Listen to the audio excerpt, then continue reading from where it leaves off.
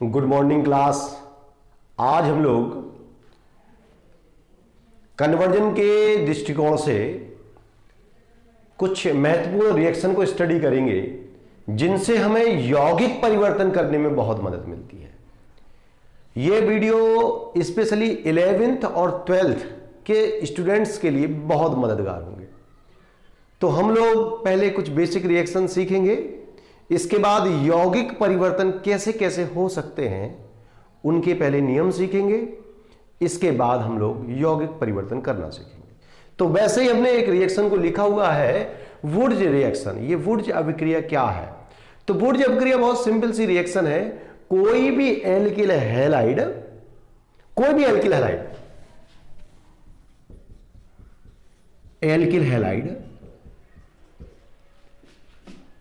Sodium से react करता है सोडियम के साथ, और ड्राई ईथर की प्रेजेंस में तो हायर एल्कीन बनते हैं। ये रिएक्शन वुड्ज रिएक्शन के नाम से जानी जाती है। कोई भी एल्किल हैलाइड जब सोडियम के साथ गर्म किया जाता है ड्राई ईथर की प्रेजेंस में, या ड्राई ईथर की प्रेजेंस में सोडियम की उपस्थिति में क्रिया होती है, तो एल्किल हैलाइड से हायर एल्कीन प्राप्त होते हैं। अगर इस रिएक्शन को सिंपल वे में हम लोग समझने का प्रयास करें तो ये RX, ये कोई एल्किल हैलाइड है और ये रिएक्ट कर रहा है काहे के साथ? सोडियम के साथ, और ये RX एक और लिखा। दोनों एल्किल हैलाइड है, ये दोनों के दोनों एल्किल हैलाइड हैं। हम लोग समझने का प्रयास करें कि ये एल्किल हैलाइड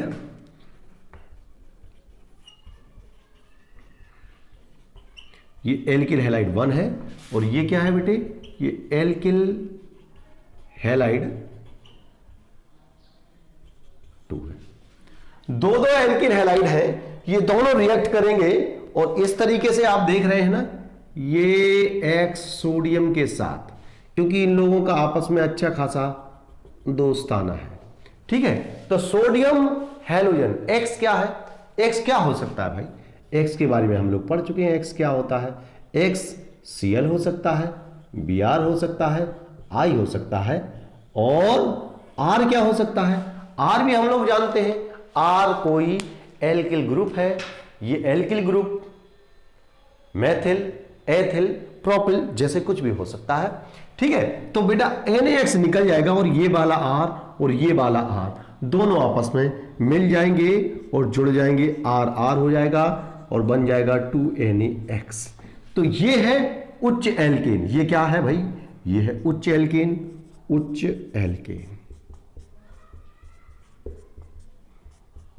हायर एल्केन।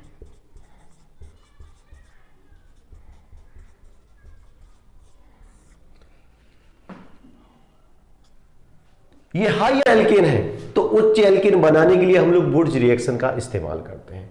आप एग्जाम्पल ले सकते हैं वुड्ज रिएक्शन के बारे में, कई सारे एग्जाम्पल हम लोग वुड्ज रिएक्शन के संबंध में ले सकते हैं कि वुड्ज रिएक्शन कैसे होती हो, क्या होती है। तो हम लोग देखें कि हम ये ले लेते हैं, ये ले लिया हमने मेथिल क्लोराइड सोडियम प्लस एक और मेथिल क्लोराइड, और ये रिएक्शन ड्राई ईथर की प्रेजेंस में होती है। हमने जैसा कि ऊपर ही बताया है ड्राई ईथर की प्रेजेंस में होती है। हम यहां लिख सकते हैं ड्राई ईथर की उपस्थिति में। तो ड्राई ईथर की उपस्थिति में क्रिया होती है, ये बेटे निकल जाएगा। ये आप देख रहे हो सोडियम और क्लोरीन, इन लोगों का हैलोजन का सोडियम के साथ अच्छी एफिनिटी होती है, रिएक्शन होती है। क्यों? क्योंकि सोडियम हाईली इलेक्ट्रोपॉजिटिव होता है और क्लोरीन काफी इलेक्ट्रोनेगेटिव होता है, ठीक है। तो ये NaCl निकल जाएगा, तो हम लोग लिखेंगे 2NaCl, और ये बन जाएगा ये वाला CH3 इस CH3 के साथ जुड़ जाएगा और बनेगा CH3। इसको हम लोग कहते हैं ईथेन। तो ये उच्च एल्केन है। इन्हें उच्च एल्केन हम लोग क्यों कहेंगे?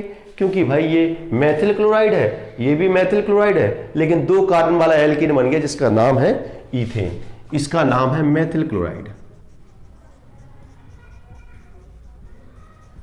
और इसका भी नाम क्या है? Methyl chloride. ठीक है, और ये ईथेन बन गया और ये सोडियम क्लोराइड निकल गया। ना केवल मेथिल क्लोराइड, आप मेथिल ब्रोमाइड ले लीजिए, मेथिल आयोडाइड ले लीजिए, या अन्य कोई एल्किल हैलाइड ले लीजिए, सभी के सभी इसी प्रकार से रिएक्शन करेंगे और अच्छा एल्केन देंगे। ठीक है, चलिए अब हम वुड्स अभिक्रिया को एक नए फॉर्मेट में देख लेते हैं। तो आइए चलिए वुड्स अभिक्रिया के और सारे उदाहरण देखते हैं कि हम लोग CH3I plus 2NaI CH3 dry ether की प्रेजेंस में रिएक्शन होती है। अब यह प्रश्न उठता है, ड्राई ईथर हम क्यों लेते हैं, ना ले ड्राई ईथर क्यों भाई? क्योंकि ये जो सोडियम है वो बहुत ज्यादा रिएक्टिव होता है, नमी से क्रिया कर लेता है, एयर से क्रिया कर लेता है, इसलिए इसको बचाने के लिए इस सोडियम को हम ईथर में डिसॉल्व कर देते हैं, ईथर में डाल देते हैं, और वो ईथर का सारा मिक्सचर ही हम इस्तेमाल करते हैं यहां पर। ठीक है, तो अब आप देखें कैसे रिएक्शन हो जाती भाई। ये देख रहे हो ना, इधर भी हैलोजन है, इधर भी हैलोजन है, ये दोनों के दोनों आई सोडियम के साथ निकल जाते हैं, है ना, ये सोडियम और आई आपस में निकल जाते हैं, और जब ये निकल जाएंगे तो बन जाएगा भाई, इनके निकलने से बन जाएगा 2NaI, और ये वाला CH3 ये वाला CH3 से जुड़ जाएगा, और इसका नाम है ईथेन, और इसका नाम था मेथिल आयोडाइड और 1, और ये भी मेथिल आयोडाइड का एक दूसरा मॉलिक्यूल है, हम लोग कह सकते हैं मेथिल आयोडाइड 2। ठीक है, तो ये वुड्स अभिक्रिया है। वुड्स अभिक्रिया में सीधा फंडा ये होता है, की प्रेजेंस में रिएक्शन होती है, और ड्राई ईथर ये हो जाता है CH3 और निकल जाता है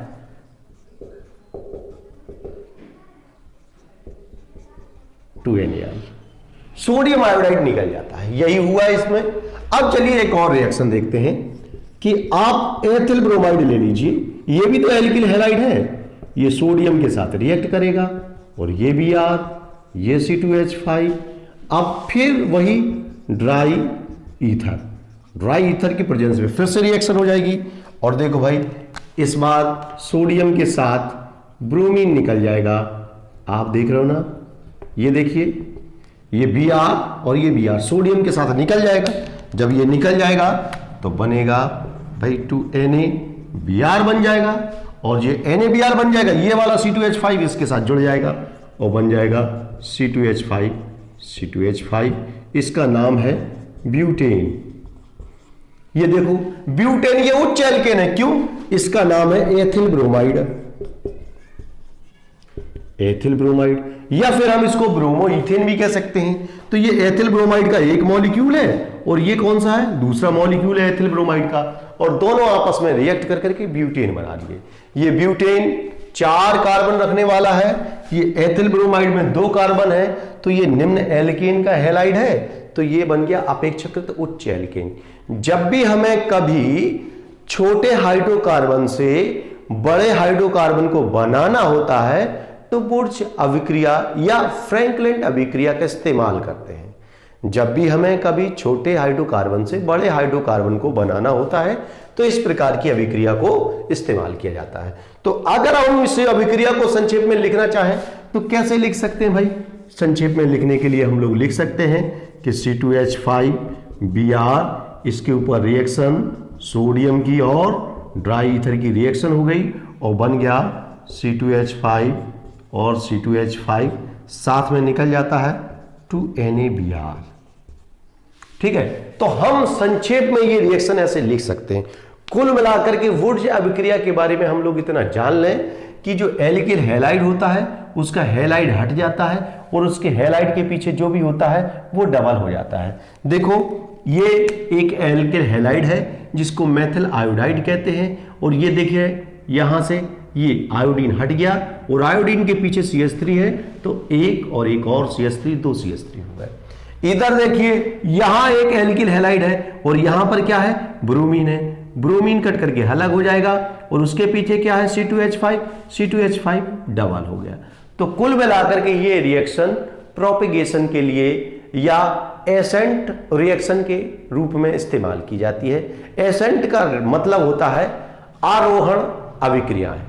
ये आरोहण अभिक्रिया है, इसमें छोटे एल्कीन से बड़े एल्कीन को प्राप्त किया जा सकता है। तो बेटे ये वुड्ज अपक्रिया है, कोई भी एल्किल हैलाइड हो शुष्क ईथर की उपस्थिति में सोडियम से क्रिया करेगा तो उच्च एल्कीन बनेंगे। क्लियर? तो ये वुड्ज अपक्रिया हो गई। चलिए इसी के बाद इसी के जैसी एक और अभिक्रिया होती है जिसको हम लोग कहते हैं फ्रैंकलैंड अभिक्रिया। चलिए उसके बारे में बात करते हैं।